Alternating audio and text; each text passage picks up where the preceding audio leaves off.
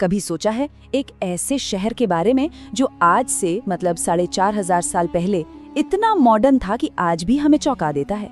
एक ऐसा शहर जो वक्त की धुंध में कहीं खो गया। आज हम उसी मोहनजोदड़ो के रहस्यों से पर्दा उठाने वाले हैं। तो चलिए समय में पीछे चलते हैं और इस सफर की शुरुआत करते हैं। तो सबसे पहले ना इसके नाम से ही शुरू करते हैं, क्योंकि वहीं पर एक बड़ा राज छिपा है।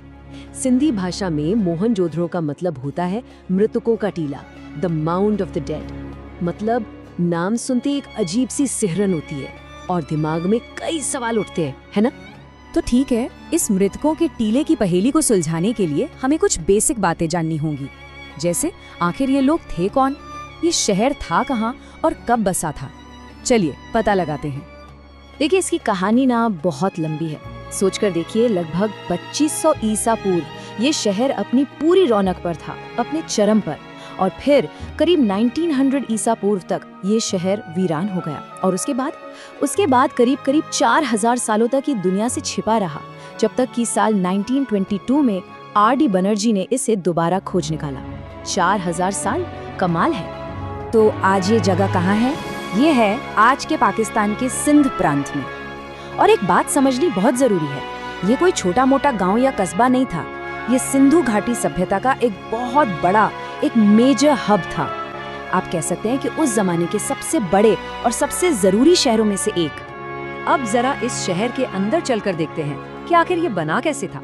और सच कहूँ, इसकी प्लानिंग आपको हैरान कर देगी, खासकर जब आप ये याद रखेंगे कि ये सब कांस्य युग यानी ब्रॉन्ज एज में हो रहा था।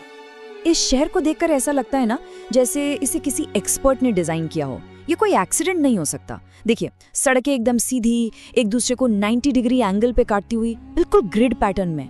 मतलब एक प्रॉपर सेंट्रल प्लानिंग थी। सारे घर एक ही साइज की पक्की ईंटों से बने थे। और सबसे कमाल की बात, पूरे शहर में एक एडवांस्ड ड्रेनेज नेटवर्क था। मतलब नालियों का एक पूरा जाल। ये सोच उस जमाने से बहुत बहुत आगे की थी। और ये बात तो आज भी दिमाग घुमा देती है। सोचिए, एक ऐसा शहर जहां 4500 साल पहले लगभग हर घर में अपना खुद का बाथरूम और टॉयलेट था। हर घर में। ये उनकी साफ सफाई और इंजीनियरिंग की समझ का कितना बड़ा सबूत है। और हाँ, ये शहर सिर्फ प्राइवेट घरों का कलेक्शन नहीं था, इसकी एक पब्लिक लाइफ भी थी। जैसे कि विशाल ग्रेट बाथ, शायद किसी धार्मिक काम या सामाजिक समारोह के लिए इस्तेमाल होता होगा। फिर था एक बहुत बड़ा ग्रैनरी, मतलब अनाज का गोदाम। ये दिखाता है कि वो लोग फ्यूचर प्लानिंग करते थे। और असेंबली हॉल जैसी जगह भी थी, जो इशारा करती हैं कि यहाँ एक ऑर्गेनाइज्ड कम्युनिटी रहती थी। तो ये तो हुई शहर की बनावट की बात, जो कि जाहिर है कमाल की थी।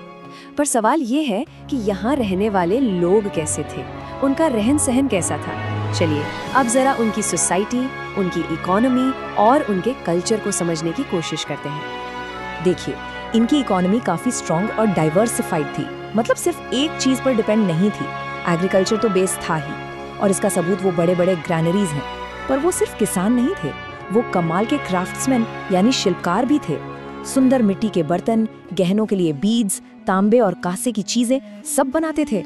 और उनकी पहुंच देखिए, वो मेसोपोटामिया तक यानी आज के इराक तक व्यापार करते थे। कमाल है ना? और पता है, ये सब कुछ ऐसे ही नहीं होता था। सब कुछ बहुत ऑर्गेनाइज था। ट्रेड के लिए, कंस्ट्रक्शन के लिए, हर चीज के लिए स्टैंडर्डाइज्ड वजन और माप का इस्तेमाल होता था। मतलब 1 किलो का बाट हर जगह 1 किलो का ही होता था। ये दिखाता है कि उनका समाज कितना डिसिप्लिन्ड और रेगुलेटेड था। वहां से जो चीजें मिली है ना, वो उनकी डेली लाइफ की एक झलक देती हैं। हम इमेजिन कर सकते हैं कि मर्द और औरतें दोनों गहने पहनते होंगे। बच्चे छोटी छोटी खिलौना गाड़ियों और मूर्तियों से खेलते होंगे। और शायद वो पशुपति सील जैसे धार्मिक चिन्हों और मातृ देवी की मूर्तियों की पूजा करते होंगे। ये सब उनकी आस्था की कहानी बताते हैं। लेकिन इन सब के बीच एक बहुत बड़ा, शायद सबसे बड़ा रहस्य है। हम उनके शहर, उनके व्यापार, उनके जीवन के बारे में इतना कुछ जानते हैं, पर उनकी भाषा, उनकी जो स्क्रिप्ट है जिसे सिंधु लिपि कहते हैं, उसे आज तक कोई भी पढ़ नहीं पाया है। सोचिए, हम उनकी लिखी एक भी बात समझ नहीं सकते। उनकी आवाज हमेशा के लिए खामोश हो चुकी है। और यही बात हमें हमारे आखिरी और सबसे बड़े सवाल पर ले आती है।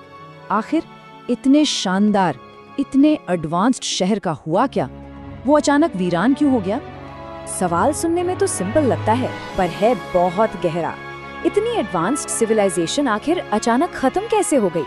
ये एक ऐसी पहेली है जिसने ना जाने कितने ही इतिहासकारों और आर्कियोलॉजिस्ट्स को सालों से परेशान कर रखा है। देखिए, इसका कोई एक सॉलिड जवाब तो किसी के पास नहीं है। बस कुछ थ्योरीज हैं। हो सकता है सिंधु नदी में कोई भयंकर बाढ़ आई हो और सब कुछ तबाह हो गया हो, या शायद धीरे धीरे मौसम बदला, सूखा पड़ने लगा और लोगों को वो जगह छोड़नी पड़ी, या फिर क्या किसी ने बाहर से हमला किया था? सच क्या है, ये आज भी इन्हीं सवालों के बीच कहीं खोया हुआ है। चलिए अब वापस आज के समय में आते हैं। आज मोहनजोदड़ो एक यूनेस्को वर्ल्ड